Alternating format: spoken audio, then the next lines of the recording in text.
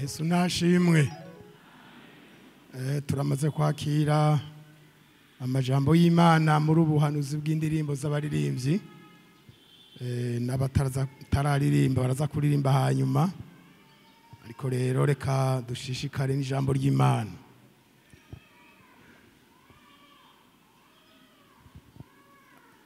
Dusome duhereye mu gitabo c'isezerano rya kera, igitabo c'umuhanuzi witwa Yoweli. Abashitse tumaze gutanga kaze nabo turabahaye kaze biyumve, ntibaze kuvuga ngo twabiringagije namba. Uwo muhanuzi Yoweli, ibice bibiri murongo wa 28, inomero z'urupapuro kuri iyi Bibiliya imaze igihe ni 988. Inomero z'urupapuro hasi. Dusome. Ndangajambo ivuga ngo Yoweli avugishwa ibyo kuzoza kwa Mpwemu Yera. Murongo wa 28 rero. Hanyuma y'ivyo nzosuka Mpwemu wanje kubari n'umubiri bose, abahungu banyu n'abakobwa banyu bazovugishwa nanje, n'abatama banyu bazorota inzozi, n'imisore yanyu izobona ivyo yeretswe, kandi n'abagurano banje b'abahungu n'abakobwa muri iyo misi nzobasuka ko Mpwemu wanje. Amina. Ari rero mu isezerano rishasha, igitabo c'ivyakozwe n'intumwa, ibice bibiri umurongo wa mbere. Kuza kwa Mpwemu Yera. Umunsi wa Pentekote ushitse, bose bari bakoraniye ahantu hamwe. Haza igihinda kivuye mu ijuru giturumbuka nk'uguhuta k'umuyaga w'inkomezi, gikwira hose mu nzu bicayemwo. Habonekera ibirimi vyigabanije nk'ivy'umuriro bibaja kumwumwe.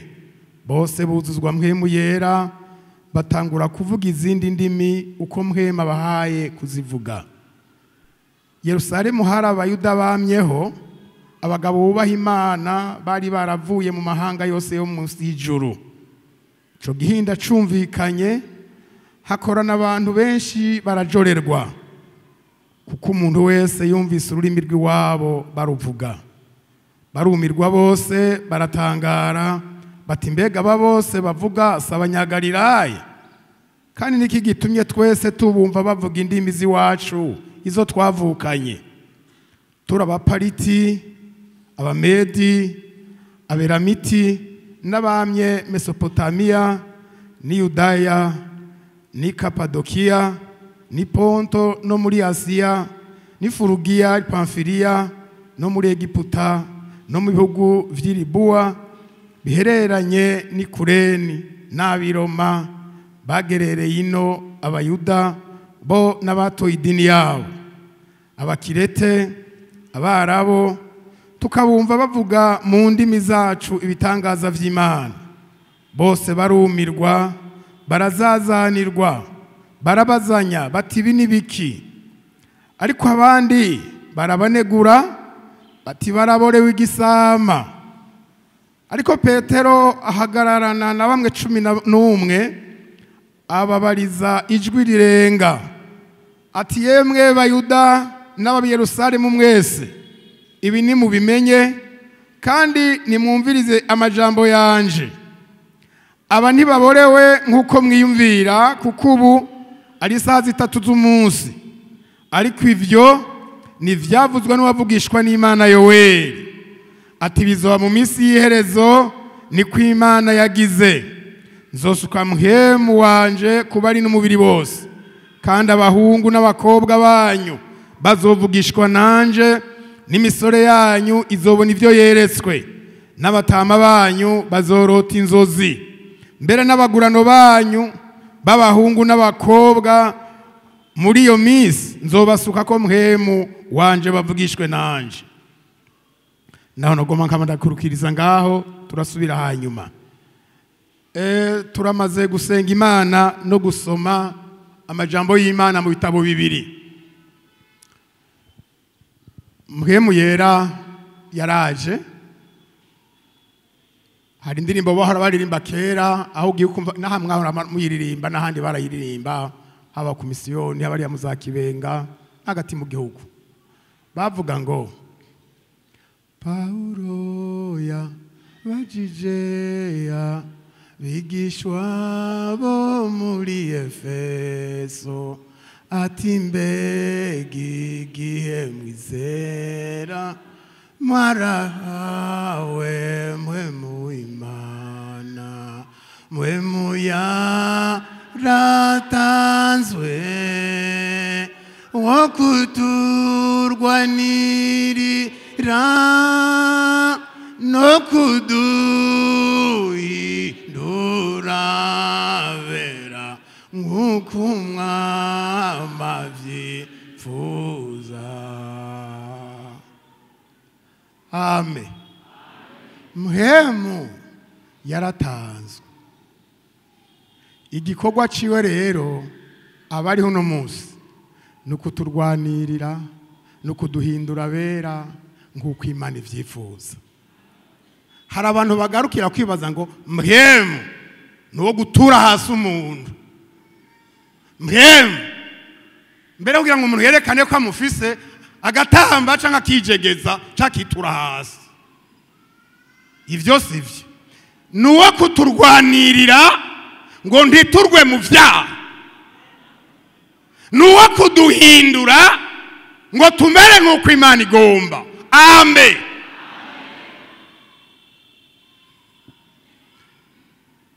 Aya majambo dusomye na majambo meza cyane. Mpwemu yera kuza kwari gushitsa ubuhanuzi canke gushitsa ivyavugishijwe kuko Imana ivuze irashitsa. Mbega nivyo bari wo mwicaranye uti Imana ivuze irashitsa. Amen. Imana ivuze igira gute? Abantu barabesha, abantu barakehanirwa. Hari ibyo umuntu agusezeranira ukavuga ngo yarakubeshe nawe imbere muheje gusezerana yagiye mu ngorane. Utwo yoguhaye baratwivye, utwo yadandaza twarahomvye, utwo kugemuriye haratumwivye baradusoroma baradutwara. Wagira ngo ahica azogufasha mugabo ntagikora. Ivyo ntivyamuvuyeko. Hari n'ibindi bimuvako agaca vyibagira kuko umuntu niko ameze. Mbega kutaje kutamaye vya bindi naravyibagiye, ariko Imana isezeranye irashitsa. Yari yarabwiye Yoweri rero iti hari igikorwa nzokora kitamenyerewe mu minsi y'iherezo. Ubundi muri kiriya gihe ca kera mpwemu w'Imana ntiyashobora kuza bisanzwe, ntiyaza k'umuntu uwo ari we wese. Ngaha Bibiliya yavuze ngo nzosuka mpwemu wanje ku bari n'umubiri bangahe. Bisigura ngo nawe we utaravye ngo na juno musi, utaravye ngo nabimazemo igihe, nawe we kufise umubiri isezerano ni ryawe. Nzosuka mpwemu wanje ku bari n'umubiri bose. Ico gihe harakarimbi. Ndazi ko mwabisomye uko byari byubatswe. Abantu baronka mpwemu yera naho nyene agaca agenda akabaza kwa kabushungwe n'abantu baba batiwe kuzoba abami, abandi kuzoba bavugishwa n'Imana. Muri ico gihe rero mpwemu yaraza kuri uwo. Ndazi ko ivyo mubizi ingene mpwemu yaje kuri Sawuli umwami wa mbere w'Abisirayeli kugira ngo azoba umwami wo kurongora iryo hanga. Havuye abacamanza ba Samweli, icemezo Samweli amaze kumusuka ko wamukuza w'amavuta yamubwiye ati ntibiheze genda hari imbere kw'iboma y'abafilisitiya urasanga hagakama k'abavugishwa n'Imana. Uza guca ujamwo ubaha ibituguhaye, ari imitsima, ari imikuza, ari imyagazi, ubitanga ukunyene. Niwamara kuba muri bo, mpwemu yarazaza kukuzako uvugishwe hamwe nabo, uca uba umuntu musha. Amen. Kandi ngo ahageze ivyo byose Samweli yamubariye biramubako, aravugishwa kugeza aho abantu bari nka bati na mwene Kishi nawe abaye mu bavugishwa. None siko Imana yabigize. Mbega ivyo Imana yagize wowe uravyanka? Murakomeye. Wogomba ukavyanka imyaka 80 yo kubaho kwawe, kwinyuma yaho uzoba utahiriho ntibizokoreka. None wewe nyenevyo yamaho, nyenevyo yamari muzima, nyenevyo. Hari umunsi babwira Yesu ibintu vy'iterabwoba, baramutumako ngo hewe ngo Herode ariko arakurondera ngo akwice. Ati jewe ngo genda mubarire iyo mbwebwe. Utuno munsi arakora nejo na hirya y'ejo kumusugira gatatu, kuko ntibishoboka ko umuntu avugishwa n'Imana afise mpwemu yera yicwa ataragera Yerusalemu, ataragera ku ntego. Amen. Amen. Uwagiye gusimbura canke gusubirira Sawuli yabaye Dawidi. Nawe nyine ibyo murabizi. Nawe nyine yarobanujwe amavuta nane na Samweli. Igihe haravye nk'abantu twama turaba nk'abantu, mugaye Imana ntiraba nk'abantu, irarengeye abantu. Babahungu ba Isayi ngo basaruke imfura ati nta gukeka. Hajya avuga ngo nta gukeka, yaragereranije Sawuli niwe yamurobanuje amavuta bwiwe n'Imana. None haje uyu mwene Dawidi mwene Isayi nawe amuravye kireho ati urya ndabona yosubirira Sawuli kweri, kuko Imana amaze kumwanka. Ndamuravye arabikwiye. Ngo ahitana ihembe. Biratandukanye ga ku vya Sawuli amavuta ari mu mukuza, ariko ku vya Dawidi amavuta ari mu ihembe. Ino ibyo bintu byo kumeneka wota hasi wo kwandura iki? Ihembe canke umukuza? Wo kwandura ihembe. Ivya Dawidi vyari vy'inkomezi, ariko ivya Sawuli byari vy'intege nke. Umukuza ngo yamusize ko mpwemu uhoraho Imana ati sigaho reka nturaba uburebure hajya nta kirimwo. Hari abantu bagira ngo sinkangwa n'umutundararo, abandi gashaba ngo afise ijunja n'ijambo. Wewe Sawuli Samweli aravye yabona afise ijunja n'ijambo, mugaye Imana nayiteka nturaba umutundararo siwe. Haca haza kuko Imana ntimeze nk'uko twe tumeze. Oya, haza ugira kabiri ati nanze ngurya yanse uyagira kabiri. N'uyu nyene ati sigaho ko wihuta itonde. Imana nticegwa, hacegwa abantu. Abandi kera bava ngo hacegwa umurozi, umukinzi bumukereye ko atacaraheza atacarakora acagenda ntavyo abagikoze kuko yoca afatwa. Uri muri ariko aravuga ati ndashimira Imana. Hajyaga abantu b'Imana iyo basenze bigenda neza. Yavuze ati umunsi umwe umukinzi yamaza gukinda, atumese ndasenga Imana n'ugamana umuntu abaza gukinda bakindira iwanje kandi umukozi w'Imana none uracanye izigira. Ngo Imana imugira iterega wetekana. None ko ararakinda hari shara gukorera kibi. Erego n'umunyezamu nakurungiko kukurarira ngo uryame utekane, ugira ngo yarakinda hari umubanda azohaza, ariko wewe kandi ntacu uzoba. Ati kumbe sanga Imana yampaye umunyezamu ntahemba.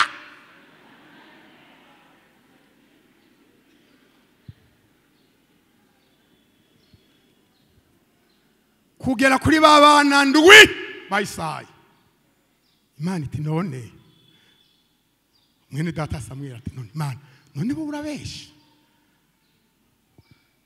Isayi nta undi mwana ufise ateka ntawe abari abantu baraba oya baraba uwundi asigaye ari mu ntama urumva aragayitse nta n'impuzu agira akenyeye urubega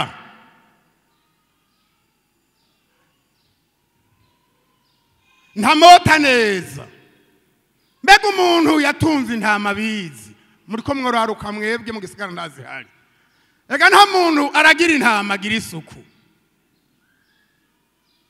njanye n'uragira inka zo ufuma umota ukujya ubikora kusanga wageze kajya kamoto kinga mugabo intama kandi intama ni igitungwa ciza cyo gituma Yesu avuga ngo abantu b'Imana bameze neza ngo intama z'Imana n'abana b'intama umagazi w'intama w'Imana harigi intama ntigira ubwenge icya kabiri ntigira isuku gatatu ntiyubaha intama gomba buyiragiye muci imikungugu kuko muci intama iratinya izuba ikigendeza umunwa hasi nk'iki uzobona iyo ziriko ziragenda intama yikinga mu maguru y'iyindi harya ibirikiranyegeza umutwe ngo izuba rirayibabaza bivanye na burya bwo Imana yayihaye urumva yambaye uburengeti kuzuba hona mu gisagara ko bitugora rimwe na rimwe abantu ntibarabane n'impuzu bazohava bazibagirira muhira kubera indugumba ico ni kimwe iyo rero igendeye amazuru iyagendeza mu mukungugu naho ni muci ifashwe na gripe rero ntigira mushwara kandi kubarira wewe uyiragiye ngo igigwayo numva ngomba kugira gripe ndayifise ndavize bicurane ikigutumbereza ko wewe nyene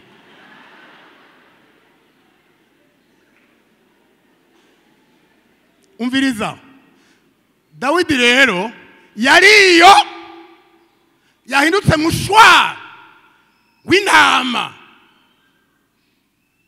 sati yemwe uyo nawe nozana reka tanga ikimazi hanyuma utahe Samweli ati hari icyo utamenye erega uwataje nta kimazi ntanga erega niwe afise ijambo hamagara uyo nibahera ndaza kubaza Imana baca bamutuma kore terega bariko barakurondera muhira none ko hataragera ko ncura nibiki tingo barakurondera n'abavugishwa niho bari ingo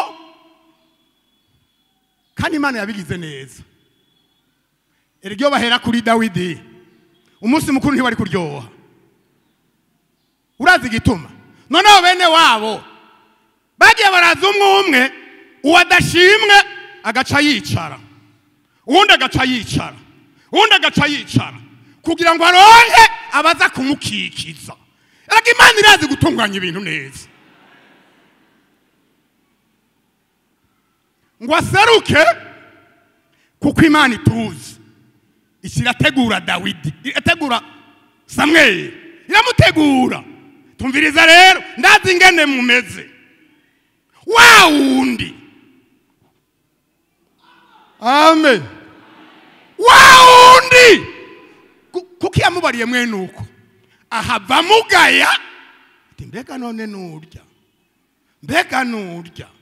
reka ndamutegure kare wa wundi nurya haguruka mushire kwa mavuta none Samweli acafata ihembe ry'amavuta rero bibirimbarira ngo bakuruwe bamukikije arimo hagati atuku niko ragize ngo arakwimikishije amavuta uzoba umwami wihanga ryiwe ngo kuva uwo munsi mpwemu yera yamaza kuri Dawidi akabushungwe iyo bikenewe haje intambwe mpwemu agacaza bagaca banigana niyo ntambwe aje kwikunkumura ipfuye mpwemu agaca agenda Dawidi agasigara ari wa wundi hakaza idubu mpwemu agacaza bakanigana niyo dubu aje kwikunkumura mpwemu agaca agenda Dawidi agasigara ngaho nuko byari byubatswe mu isezerano rya kera. Baza bumva rero Yoweri avugishijwe n'Imana amajambo akomeye. Muri iyo minsi y'iherezo nzosuka mpwemu wanje kuba ari n'umubiri bose. Abahungu banyu, abakobwa banyu, abatamu banyu, ivyo kera ukuye uyu Samweli. Mvuge nande? Samusoni Bibiliya ngo amaze kuvuka ngo mpwema acatagura kumucanira. Biriya bintu byose byo kunigana n'intambwe akayitabura ni mpwemu yamufasha. Mugagaca agenda. Biraje kurandura ibikingi by'amarembo ni mpwemu yamufasha agaca agenda. Bijya guteranya imbwebwe 300 akazibohanya imirizo akazahura imirima y'Abafilisitiya ni mpwemu yamufasha ahejeje agaca agenda. Kurya bamuboshe irene bakamuboha bagira ngo baramushobora. Mpwemu yaciye aza ya migozi arayicagagura basanga ari idegenya. Ni mpwemu yamufasha. Mugabo yaramufasha agaca agenda. Igikorwa giheze yaca agenda. Murabona ko zivyaha uwahora amufasha ntasubire kuza. Bibiliya ngo yagira ngo arabakira nkuko yahora. Ngaho Samusoni baragushikiriye ngo arinanata asanga ntibigikunda. Batishira amaboko inyuma tukubohereye. Ubu uraboheka. Baca baramutwara kubera iki? Kuri mpwemu yari yakinnye ntiyamenye ivy'Imana ko ari byo kwitonderwa. Hano rero ntituje mu twoja hariya twohava tuzigura tukatwara umwanya muremure cyane. Tugaruke muri bitwasomye. Mu byakozwe n'intumwa 2 Yesu imbere uko agenda hari amajambo ari yaba bari imbere aravuga ati icogira icyo kibamarira nuko nogenda kuko ni ntagenda umwitsa ntazoza. Mugabo ni nagenda nzobarungikira umwitsa uwazobana namwe.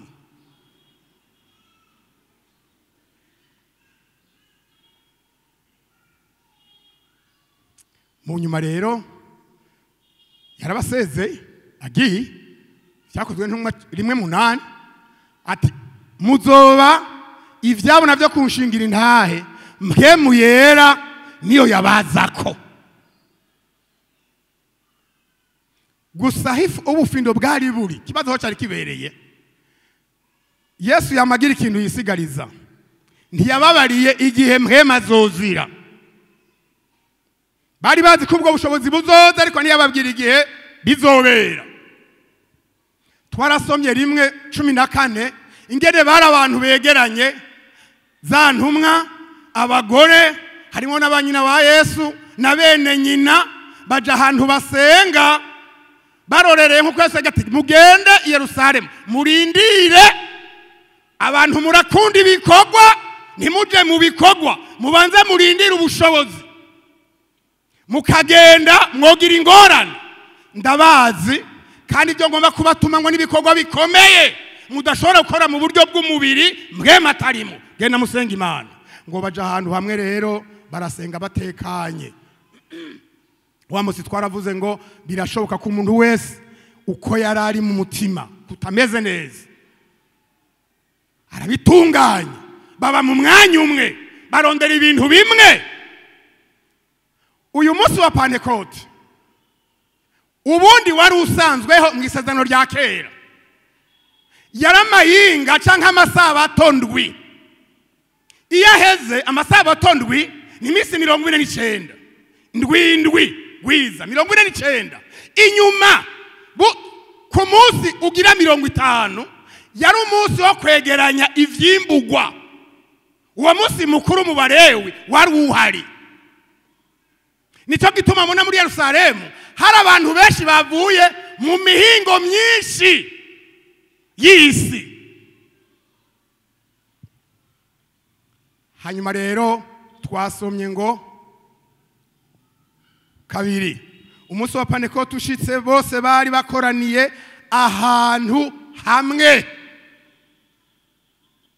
2 hazi igihinda kivuye mu ijuru giturumbuka nk'uguhuhuta k'umuyaga w'inkomezi gikwira hose mu nzu bicayemwo. Gatatu, hababonekera ibirimi vyigabanije nk'ivy'umuriro bibaja kumwe bose buzuzwa mpwemu yera batangura kuvuga izindi ndimi uko mpwemu abahaye kuzivuga. Yesu nashima. Nimwagomba kuraba ivyibi vyimburwa muzosome mu Balewi 23:15 kugera kuri 22 muzoca mubibona ivyo navuze. Hari ibintu bitatu dusome vyabaye: imbeya z'umuriro, umuyaga w'inkomezi no kuvuga mu ndimi. Ibintu bitatu vyabaye uwo munsi, kandi ivyo n'ubu birashobora kuba. Mbega vyoba?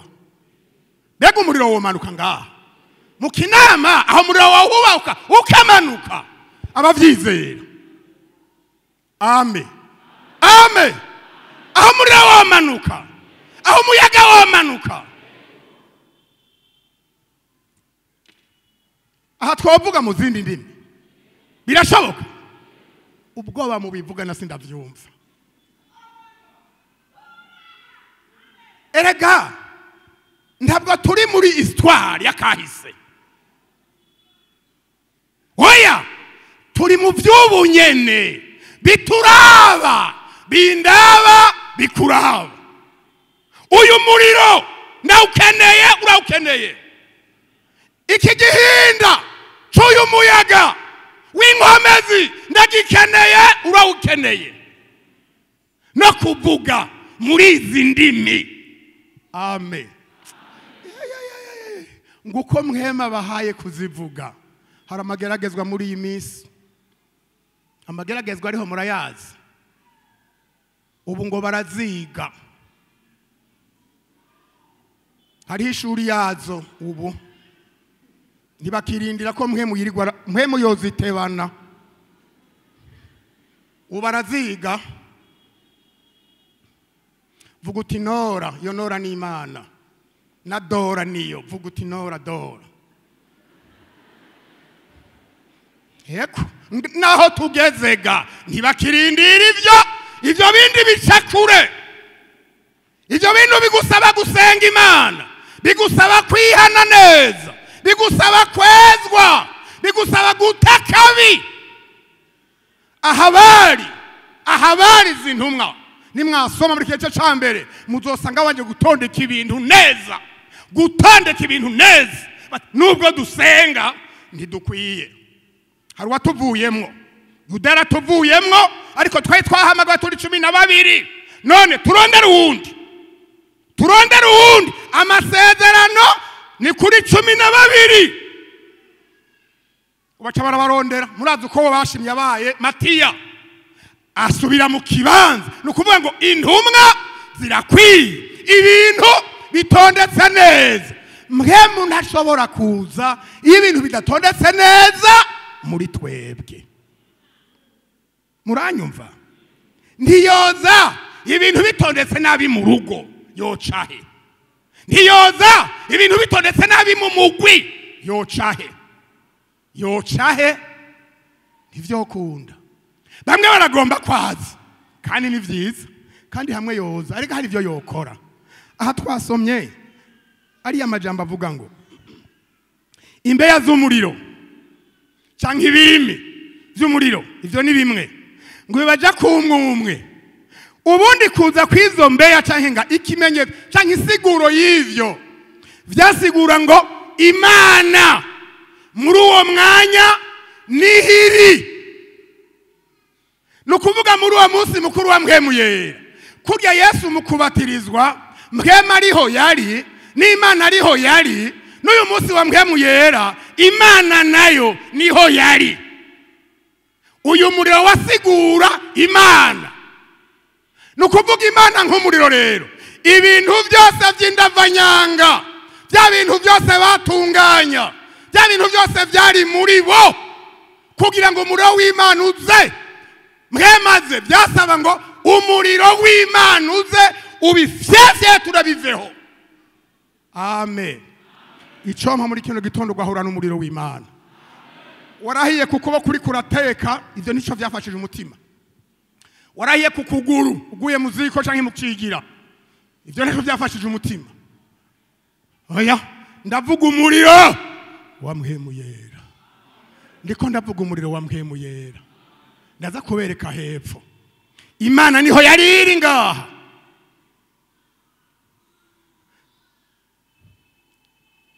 Imana muri kahise mumenye ko iki gihe mpwemu yera yaza bari abantu bose bari bahari hafi benshi bari bazi iby'isezerano rya kera.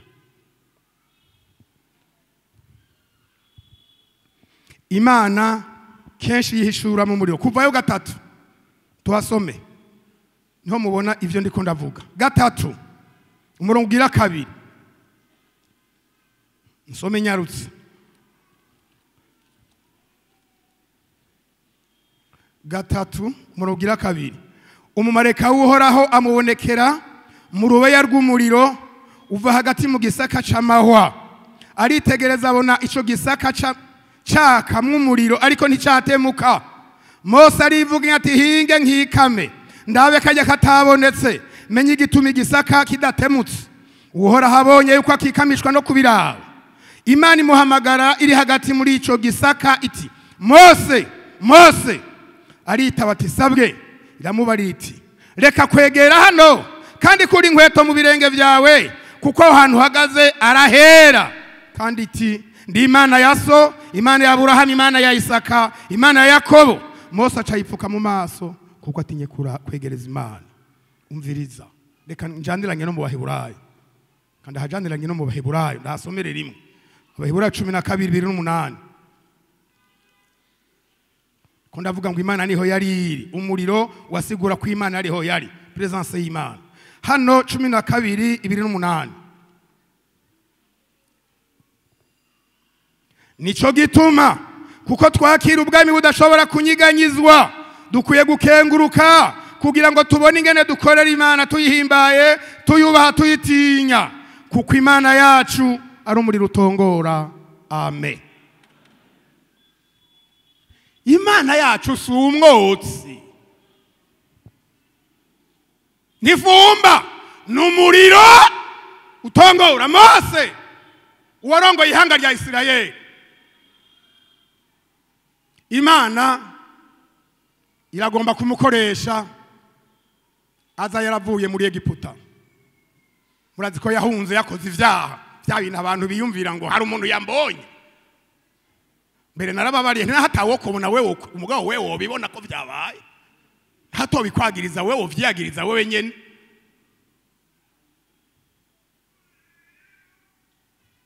Kwa kundi tumeze kwa kuntu tumeze uyu muntu ashobora kugira intege nke ugacuzira abantu utazibonye mugo yagira intege nkuriya uturyana karesu w'iwacu ngo asanga umunyegiputa mwarabisomye n'umuheburayo bariko baragwana.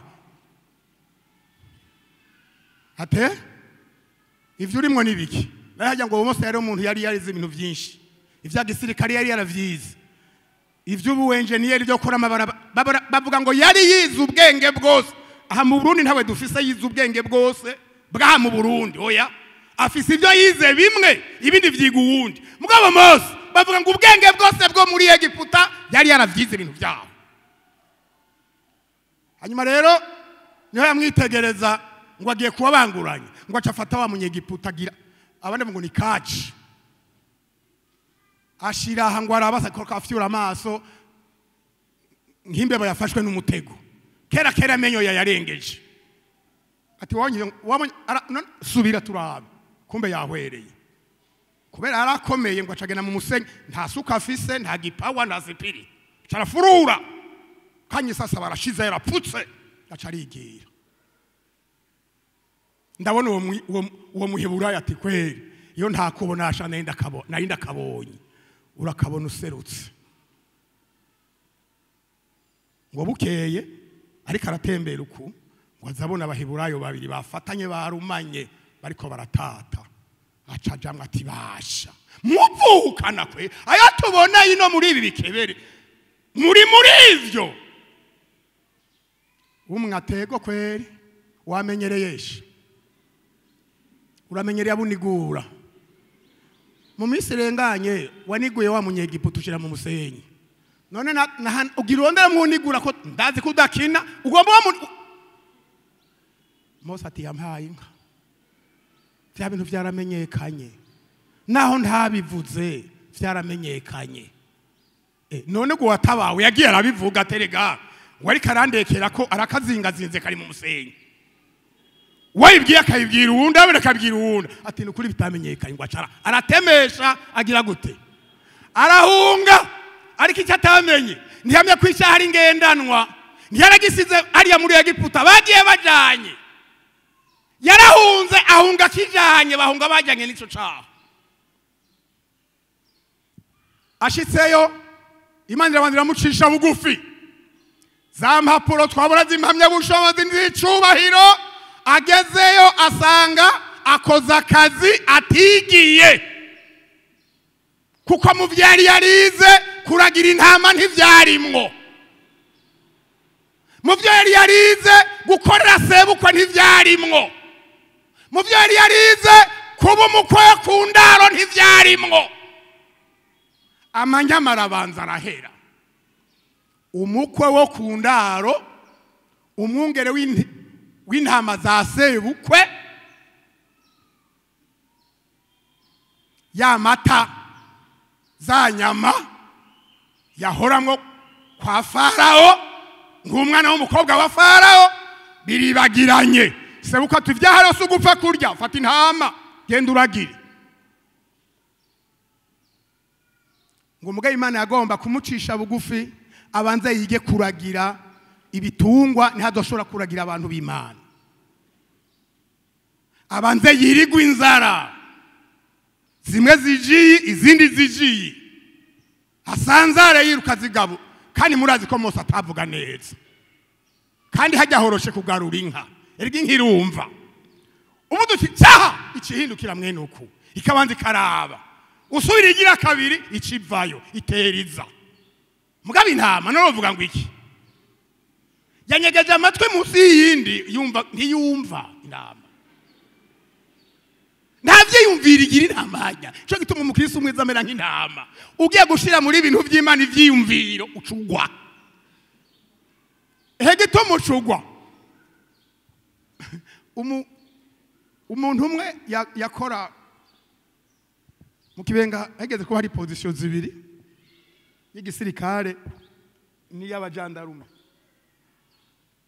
hamara mu gahari umuhungu umwe yateka imfungurwa z'abapolisi bari begereye inzu y'ububwiriza umukozi Imana twakorana ahamagara uwo muntu ati naka we warukwiye gukizwa kweri ibyo bintu urimwe vy'ivyaha ukwiye kubivamwo aramwitegereza ngo none gamwari ngo kuvuze ngo ndakwiye gukizwa ngo nemwe mwakijijwe muhava mugendo no munsi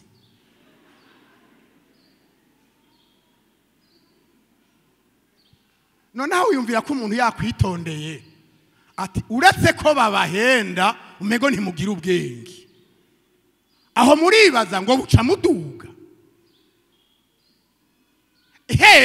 hariyo gute ntugenda kugenda n'indege ngo buca urengana hari indege zigarukira barabakorofye ntimugira ubwenge ubishize mu bwenge rero ngo tugomba gukorera Imana bahe barye murabona Imana iza kwakira ishikanwa Imana irarya amarundi Imana irarya umusheri n'ibiharage ubisize mu buryo bw'ubwenge rero bica vyanka none muri wewe kumva ko waracumuye uhavuze ugapfukama muvugana n'abakozi Imana b'abashitsi muvugana n'abariya bari hariya canke bariya bari hariya ukumva ngo ko navuze ivyanje yambwiye ngo Imana irambabariye n'ingenda amahoro none urya ni Imana si mwene nakanone ndora duhurira mu isoko urya si wa mubanye none biragoye no guhishurirwa amen no guhishurirwa bigera kure mwebwe ko mwakijijwe muhava mugenda uno munsi ikandi tugenda kuko ntiyaragera kandi twijana kuko ntiducikira turindiriwe dukoye hazozira umuntu yijanya abacikiye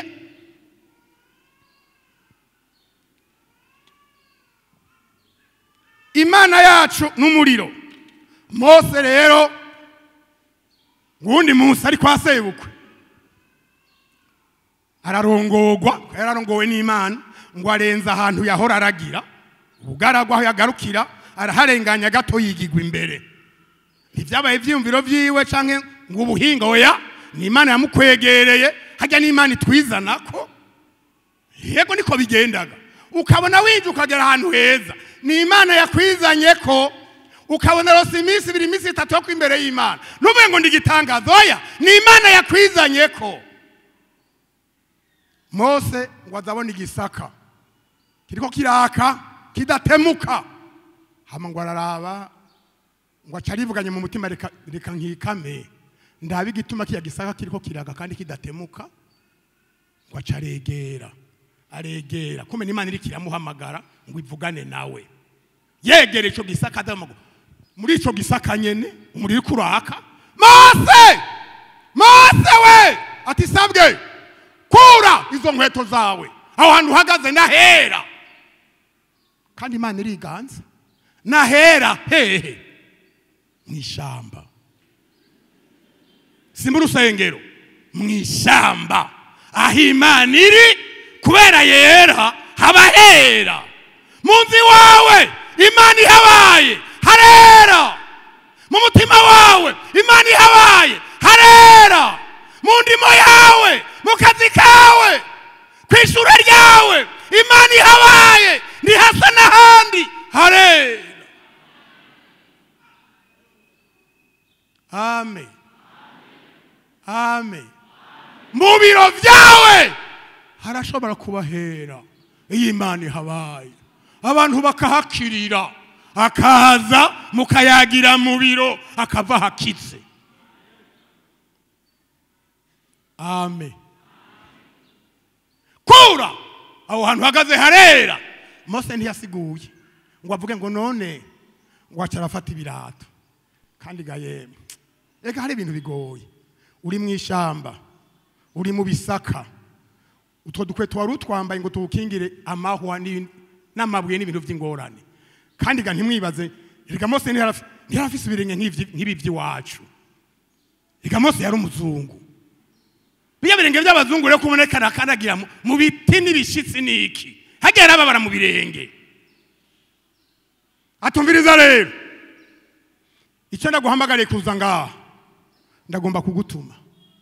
Noba ngiye kure ngaruki, ndiko ndavuga umuriro kw'Imana yagaragarira mu buryo bw'umuriro, niho yihishurira ngo abantu bayimenye. Hariya twahereje mu Baheburayo bavuze ngo igituma dukwiye gukora iyo Mana tuyubaha tuyitinya, ngo Imana yacu n'umuriro utongora. Ahigeze ivyo gusha birasha. Yari yihishuye ngo isangangure iturire ibintu vyabo, bahaguruka ari basha atari babandi. Amen. Atari babandi biruka Mose bamufata, atari babandi bavuga ngo ntitumuzi. Hari hageze ko bazoba ivyabona, ariko kandi habanje umuriro muri bo. Mpemu yera ashobora kugeranwa n'umuriro, ashobora kugeranwa n'umuyaga. Baca bavuga izindi nimirero nguko Mpema bahaye kuzivuga. Turakwiye kurorera tukavuga uko Mpema duhaye kuzivuga. Izi ndimi zo kwigana hariya muyerera bamwe si mwese ngo mwarosa ahantu ngo Imana ivuga. Imana abantu babona abari umudayimoni, abari igisigo, abari mpemu mbi, Imana yacu niboneka. Kutaboneka kwayo nibwo bumana bwayo. Ariko muri uno munsi abantu bagomba Imana babona, ivumera nka kiranga ngo yabonye Imana ivuga. Hari abavuga ngo hari ahantu ugenda ngo bagaca bakubwira ngo ivyo wakoze vyose, guraza ndakujana. Ngire ndababaza, ubwo utaraja kuri uwo muntu ivyo wakoze vyose aho ntavyuzi?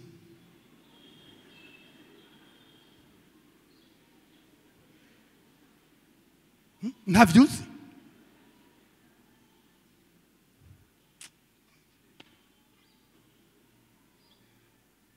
Ewe magogo araho, ewe bupfu buri hano ngo yambariye ngo ivyo nakoze vyose, kandi we ivyo wakoze vyose wabimenya taragena naho hantu.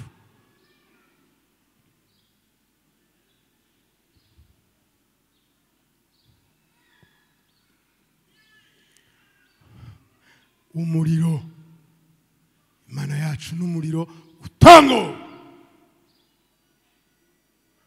Mbere ukazobona hari ibintu bikikugoye, uzocumenya utaha ntawe nirigwa ndabaza, nta muriro turahura.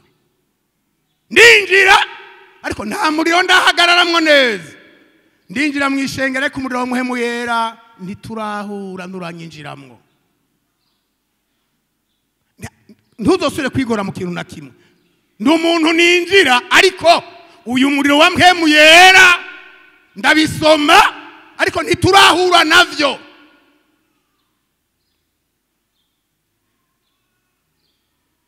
Hari ibintu bifise inkomezi bitaboneka.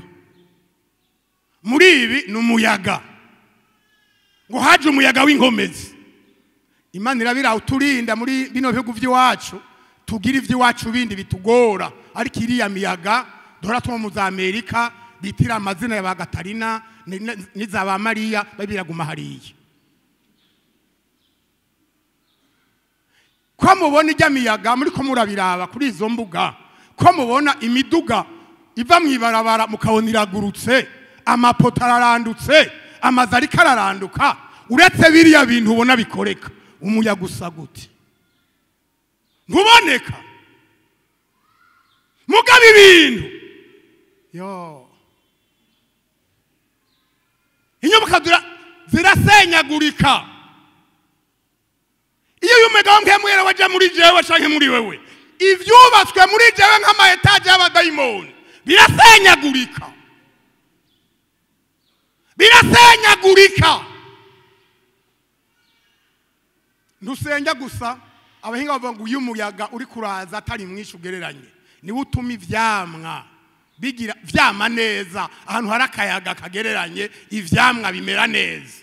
Mpemu yera yari muri jewe na wewe, ivyamwa vya mpemu yera bikora neza. Gusenga si kibazo, gukorera Imana si ngorane, kwihangana birashoboka, kunesha birakunda, kurenzako kwirengagiza ku muntu yabwiriye nawe birashoboka, kuzura guhanurwa birakunda, kumvira birashoboka. Uwo n'umuyaga wa mpemu yera ubishoboza umuntu.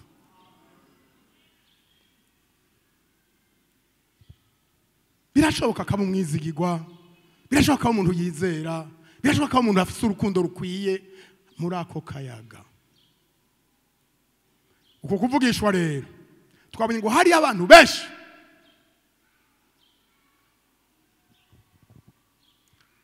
mu mvugo ya Bibiliya n'amajambo Pawulo yavuze kandi yumvikana. Hakora iminota 10 ndiko ndavuga mu rurimi rw'ijuru, ni gwiza kandi bamwe barabyitiranya ngo ariko aravugishwa. Oya, nariko ndavuga mu ndimi ariko sineko ndavugishwa. Umuntu avugishwa ryari? Ahajewe nk'ubu niba wankwirikiye ndiko ndavugishwa, kuko ndiko ndavuga ivyo wumva. Dufate nk'ayi wacu, birashoboka hagati muri mwebwe kubera turi ku rubibe rwa Kongo, birashoboka haba harimwo abantu batumva ururimi rw'ikirundi. Hagize uwavugishwa ndiko ndavuga nk'uko mpejeje, hagacagira unavugisha mu Giswahili mugabo kavuga atsindagira ibindi ko ndavuga, wowe bavugishijwe kuko ariko asobanura ivyo je ndiko ndavuga. Mugabo mvuga birivuga ngo kumara uwo mwanya ndiko ndavuga nk'ubu ibintu wowe ndiko ndabivuga ni mu rundi rurimi, ndiko ndavuga nko muri Amerika mu quartier itarimo nk'umwirabura canke umurundi. Naho no biricuya gute ndiko mvuga ibi, nta na kimwe bokuramwo, no pfuma mpora hatagira umuntu abisobanura. Nico gituma hari Yerusalemu mwumva bariya bose bariyo vyasaba ko abo bantu baraho baza kuvuga muri ziriya ndimi zose kugira ngo umuntu wese ari ngaho yumve kiriko kiravugwa. Naho batangarira rero nk'ubu jewe ngiye nko mu Bushinwa kadamva bajya abashinwa bariko baravuga ikirundi mu rusengero agaca ntumbera ati wa mugabo waje uva mu Burundi ihane Yesu aragukunda avuze mu kirundi aho ntaguye novayo ntihanye. Uyu muzungu w'umushinwa n'ingene ururimi rwabo rugoye yamenye gute ko jewe ndi umurundi kandi avuze ikirundi numva? Nivyo vyabaye. Aha rero umuntu yadutse agafata iminota ariko aravuga ibintu umuntu atumva kandi hatagira ubisobanura nawe nyene atabisobanura vyiza yoreka. Niko Bibiliya ivuga ngaha. Kandi aho nyene ntangere ndiko ndavuga ngo acatamwo nandorere mpeze nawe acashirako tumwumvirize none Imana irigwanya. Oya arorere mpeze hama tumwumvirize. Nibi vyabaye rero turabapariti turabarabo turabanaba bakavuga ibitangaza vy'iwacu bamwe ati ntimugire ingorane ivyo twabitahuye baraborewe. None ugira hajya babivugiye rimwe numwe yatangwa ati wumvise barunyoye kare undi atego kweri wabitoye baborewe. Iki ni gisama iri kirabahiramwo bavuze ngo ni gisama ntibirasha iri kibahiramwo. Petero ati ubu ni saa 3 nta muntu aborewe reka ndabibutse ibyabaye. Nivyo Mpwemu Yera yavuze ati Imana yaravuze ngo nzosuka Mpwemu wanje kubari n'umubiri bose. Abari Yerusalemu rero bariko barasenga twamaze kubivuga ubwa mbere hari abagabo abagore bene nyina ba Yesu vyibukana ugwaruka nabo nyine bariyo. Nukuvuga rero mu isezerano rya kera akesha bahabwa Mpwemu Yera babara abagabo abandi bagire bahabwa amabango abagore ntibarimwo. Ariko nka Debora abacamanza 4:4 Debora yarabayemo uyu Mpwemu Yera aramuronka kuko nawe warabaye umwe mu barongozi n'abandi bagore mugabo bake. Ariko abantu bavugwa cyane kuronka Mpwemu Yera bari abantu b'abagabo. Ariko mu isezerano rishasha abahungu n'abakobwa mu isezerano rishasha muri abahungu b'abakobwa bigaragara ngo Imana ntirobanura ifatiye ku bitsina. Oya uko umuntu yihaye Imana niko ayibona. Kabiri imisore n'abatama ivyo kera ntivyariho.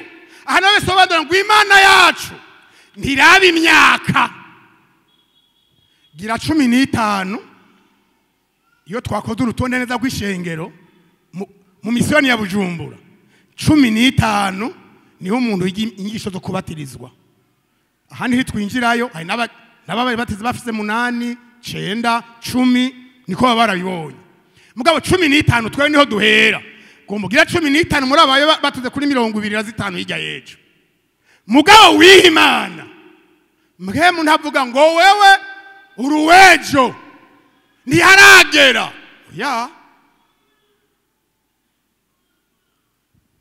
Oya cyangwa cyakubwiye ngo akugome ngo wowe rero ngo uzufise ubuhanza n'imvi ngo umaze imyaka 60 mu ishengero ngo urakwiye Mpwemu. Eka sivyo cyangwa avuge ngo wewe kufise imyaka 60 cyangwa 80 ngo Mpwemu wanye ntiho ukimushobora ngo agomba gukoresha abantu bagikomeye ngo we ntiho mushobora. Eka natavyishi wokora kuko uri umutama ugende kugisegure urote siko urote inzozi gikorwa c'abatama urumva ntitugisinzira nukurota gusa naho uzobona yasi ntudagira ngo ko ryagutwaye ariko ararota rorera ahava kubarira ico yakuyeyo. Haleluya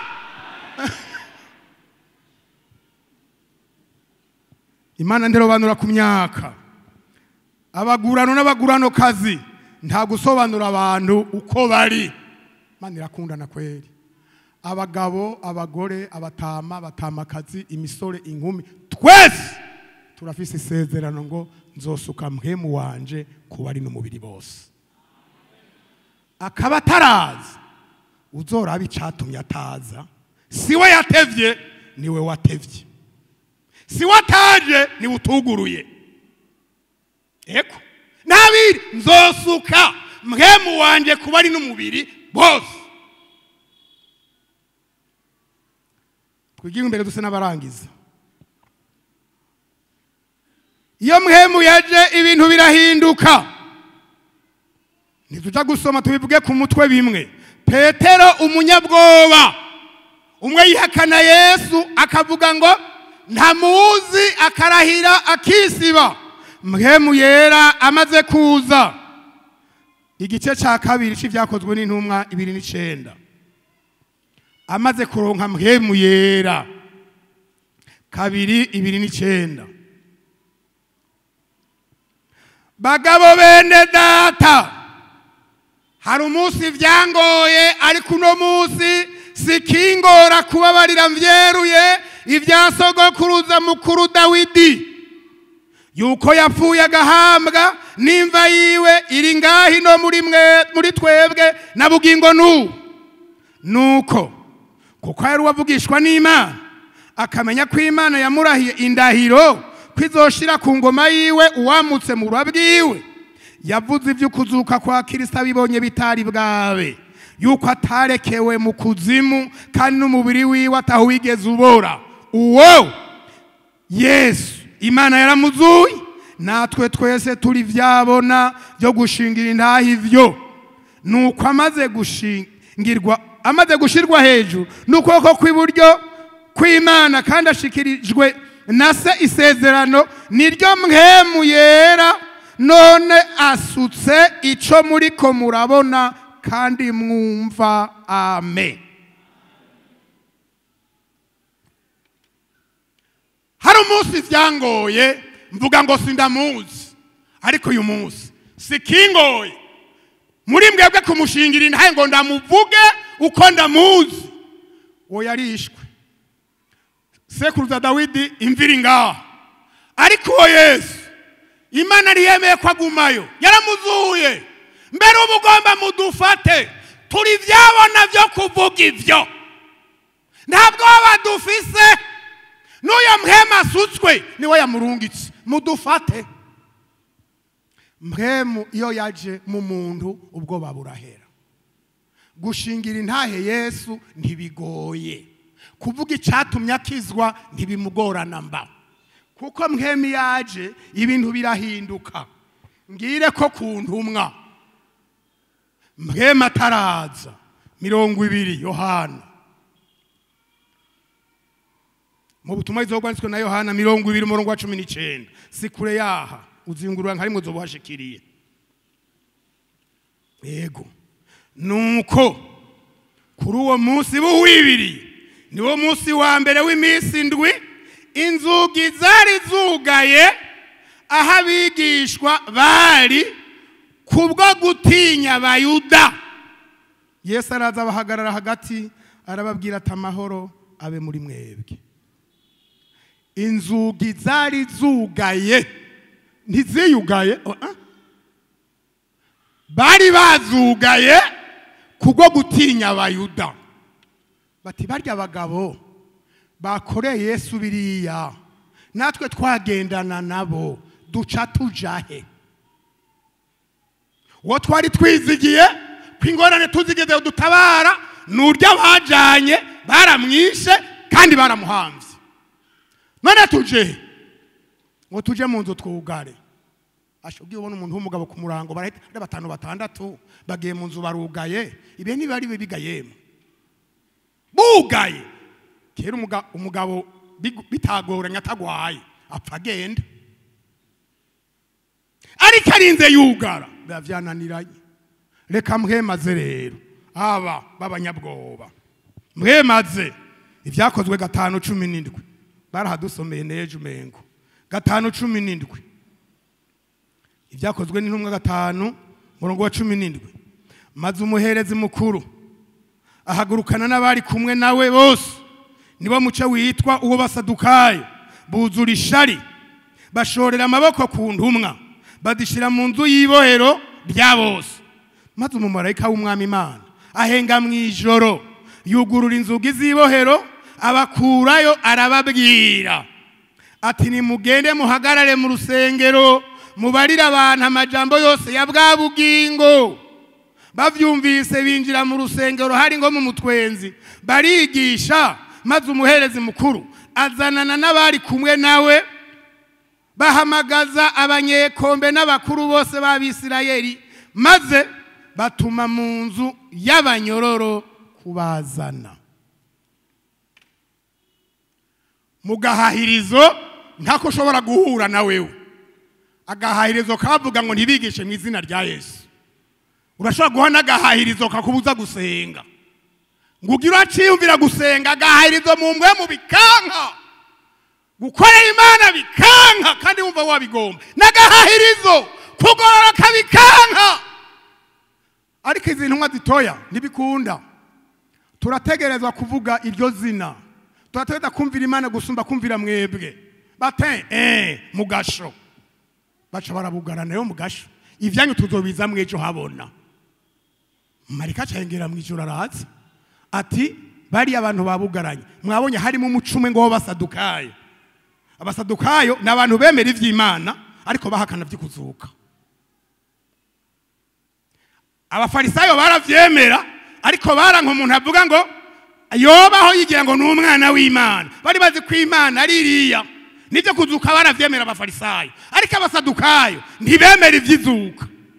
Bari murabo bati mugasho. Niho rero Marikano yacaza mwijoro. Ati buga yateko nawe acarugura ko marayika ndagusaba urupfunguruzo arazigendana. None siko nitubisoma no mu vyashore hana mu gice gira 3. Ishize urugi imbere guguruye atawushora kugugara. Nije mu ntego gishisha Dawidi. Nije nugurura ntihagira uwugara. Yesu akakugururira nawe uzokugarana. Kandi akugara nawe uzokugururira. Nuko ameze. Acarugurura. Ati murasohotse ego sindabizi yaci hega Yesu aratuzi. Iyo avuga ati sohoka mugende batumbera iwabo. Mugaba batumviriza uko muvuye hakose tumbera mu rusengero. Muje kubwira abantu amajambo yose ya bwa bugingo. Bavuye mu gasho kandi abapfunze nabo ntibafashe ngo bapfungwe baraza kubarondera.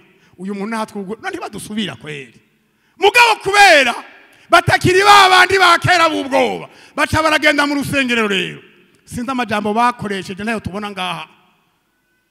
Bene data Yesu ni muzima. Bene data izere.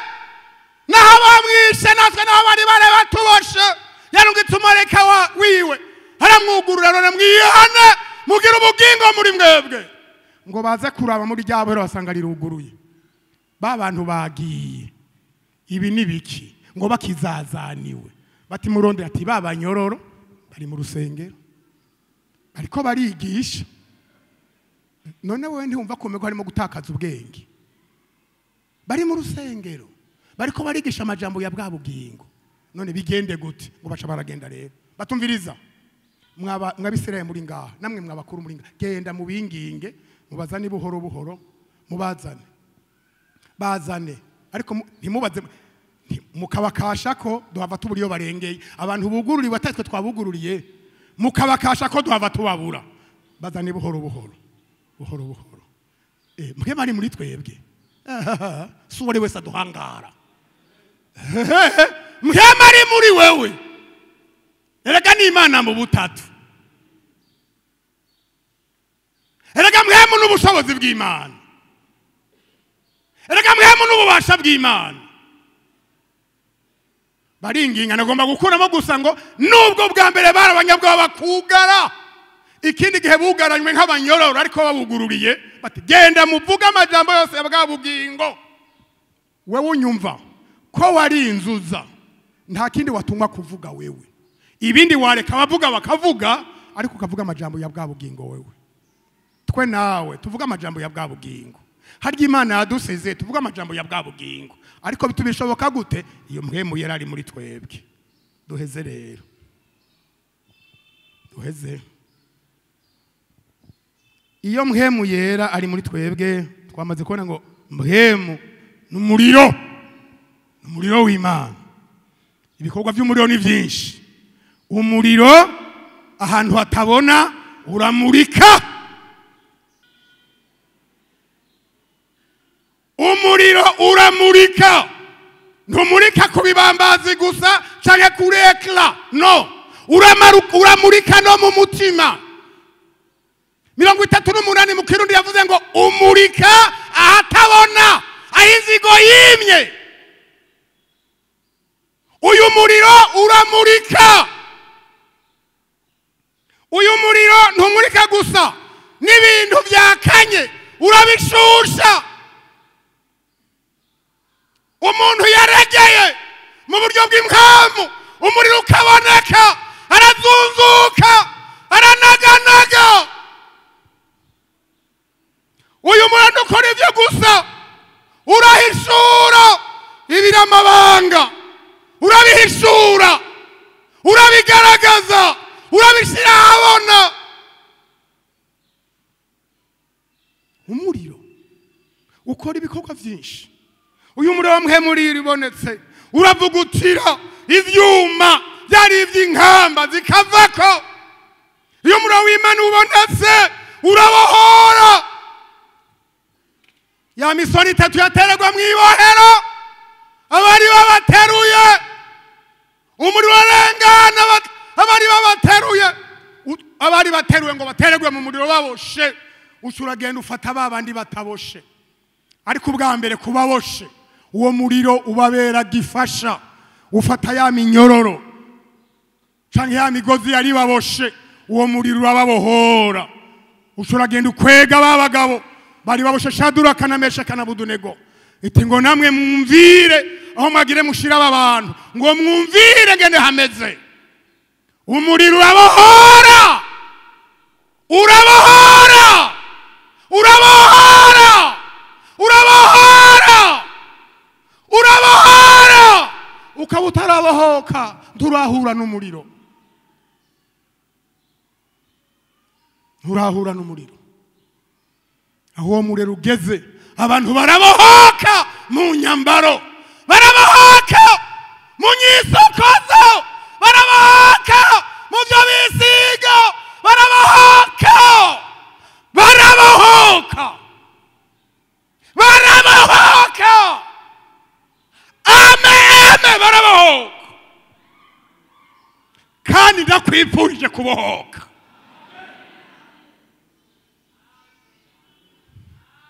Fako ibiziriko ta bohoka, bohoka. Umaze iminsi urashuragowe kandi ugora mu ishengero rya Pentecote, aho umuriro w'Imana wabonetse. Bohoka, bohoka, bohoka, bohoka, bohoka, bohoka. Umuriro warabonetse.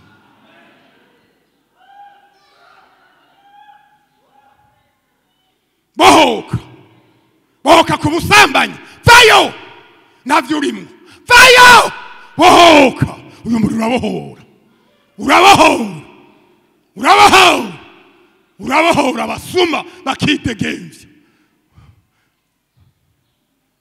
Bohoka ku macakubiri y'intara, ku macakubiri y'amoko. Bohoka, bohoka, bohoka, bohoka, bohoka, bohoka, bohoka. Ngo tubohoke, bohoka. Barko, bohoka, bohoka, bohoka, bohoka, bohoka. Uramaze igihe urimwo hano, ariko uraboshe. Twuname.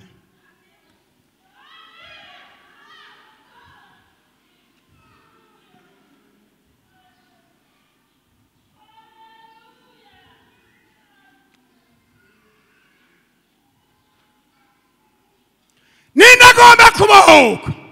Haguruka turaguhaye kaze mu izina rya Yesu Kristo umwagazi w'intama w'Imana.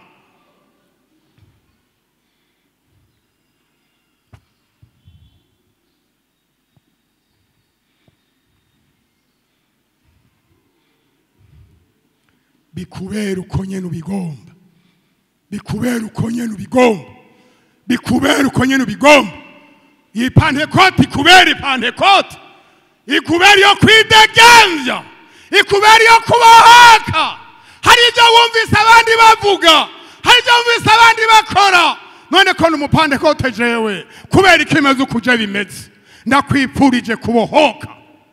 Bohoka mu myambaro, bohoka mu byo wisiga, bohoka mu ntambuko zawe, bohoka mu nyimosho, bohoka mu bumaraya, bohoka mu busuma, bohoka. Yesu yitego kubohora. Mpemu yera yaratanzwe wo kuduhindura bera, wo kutugwanirira, wo kuduhindura bera nguko Imana ivyifuza. Bohoka.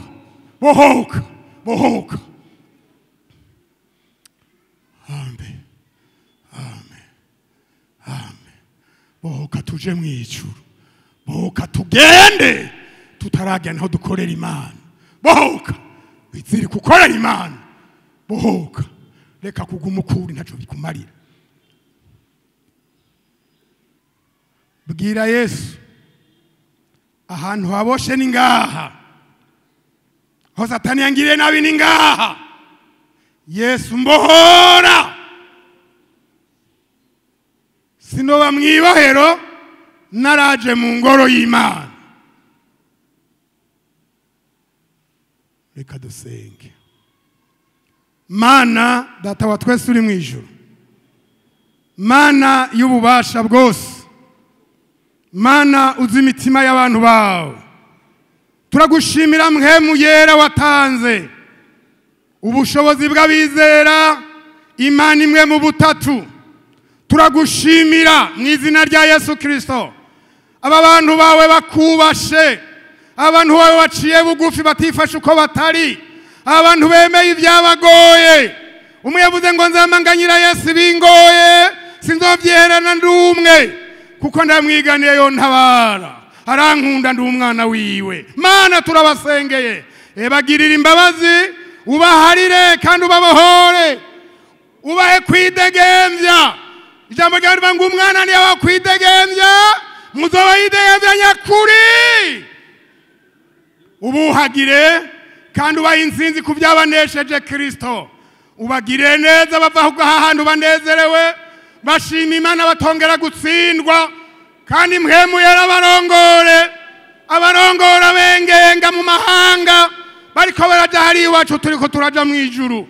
Ubarinde kongera gutsitara, ubaha amaso y'impemu kugira ngo ntabakandagize ibirenge byabo. Turagushimiye kubagiriye imbabazi mu izina rya Yesu Kristo umwami wacu. Amina.